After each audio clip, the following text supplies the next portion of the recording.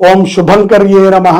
కనకమండల మండితం వనజరాజ విరాజితలోచరం నిశస శస్త్ర శరాశరధారిణం శరావణవోద్భవమీశ సుతం భజే.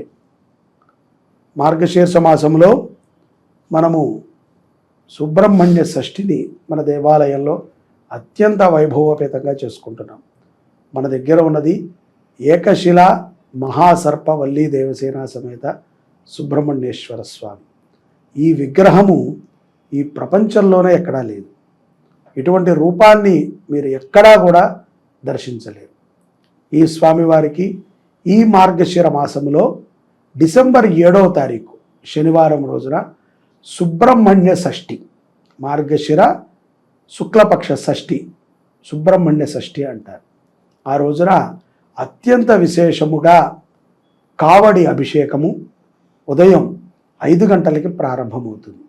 దాని తర్వాత 1000 సార్లు సుబ్రహ్మణ్య మూలమంత్ర హోమం. దాని తర్వాత ఉదయం 10 గంటలకి సుబ్రహ్మణ్యేశ్వర స్వామి వారి యొక్క దివ్య కళ్యాణ మహోత్సవం. ఈ కళ్యాణము మధ్యాహ్నం జరుగుతుంది.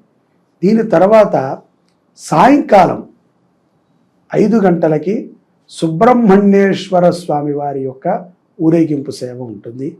అలాగే ఆ ఊరేగింపు సేవకి స్వామివారు వెళ్ళిన తర్వాత ఉత్సవమూర్తులు మన దేవాలయంలో మూలమూర్తికి సుబ్రహ్మణ్య సహస్రనామార్చన ఉంటుంది. ఇంత విశేషముగా సుబ్రహ్మణ్య షష్ఠి కార్యక్రమాలు జరుగుతున్నాయి. ప్రతి ఒక్కరూ కూడా సుబ్రహ్మణ్యేశ్వర స్వామి వారి అనుగ్రహం కోసమై వేచి ఉంటాం. ఉద్యోగం కోసమో, వ్యాపారము కోసమో, ఆరోగ్యము కోసమో, సంతానము కోసమో, ఆ పుట్టినటువంటి సంతానము మాట కోసమో, నడక కోసమో, ఆ సంతానానికి చదువు కోసమో, ఏదో ఒక రకంగా మనందరి జీవితాలు సుబ్రహ్మణ్యేశ్వర స్వామితోనే ముడిపడి ఉంటాయి. ఆయన అనుగ్రహం ఉంటేనే ఆయన తర్వాత ఆయన తండ్రి గారు శివుడి దగ్గరికి వెళతారు. ఆయన అనుగ్రహం ఉంటేనే ఆయన పెద్దనాన్నగారు విష్ణుమూర్తి ఆరాధన చేయగలుగుతాం. కాబట్టి సుబ్రహ్మణ్య అనుగ్రహాన్ని మనం అందరము పొందుతాము. ప్రతి సేవలో అందరూ పాల్గొనండి.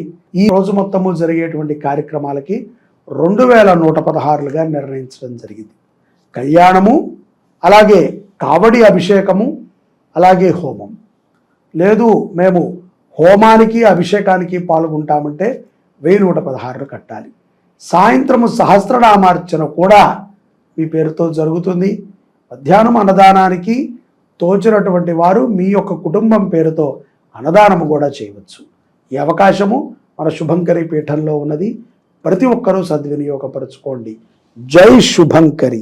సర్వే జనాః సుఖినో భవంతు.